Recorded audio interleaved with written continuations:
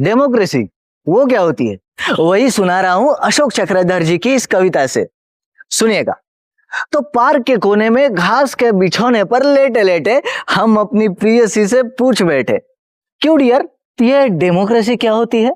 वो बोली, तुम्हारे वादों जैसी होती है, झूठ बोलती है, सताती है, इंतजार में बड़ा तड़पाती है।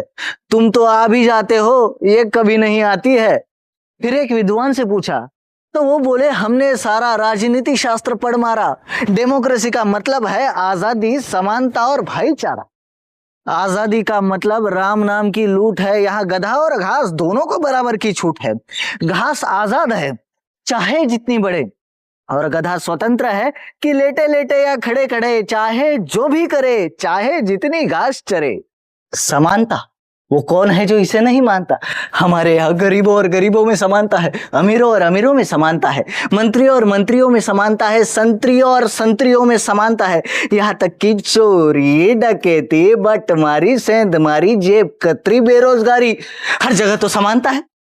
बताओ कहाँ समानता है?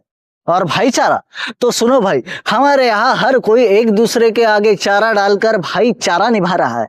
जिसके पास चारा नहीं है उसका किसी से भाईचारा नहीं है, और जो बेचारा है उसका हमारे पास कोई चारा नहीं है। फिर हमने हमारे जेलर मित्र से पूछा, क्यों मिस्टर नेगी? तो वो बोले, डेमोक्रेसी, अरे वो तो जमानत पर रिहा है, कल सिंखचों के अंदर दिखाई देगी।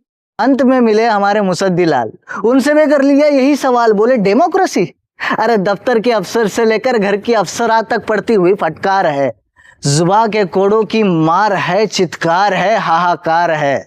इसमें लात के मार से ज्यादा हालात की मार है। अब मैं किसी से ये नहीं कहता कि मेरी ऐसी तैसी हो गई, अब मैं किसी से ये नहीं कहता कि मेरी ऐसी तैसी हो गई, मैं कहता हूं मेरी डेमोक्रेसी हो गई।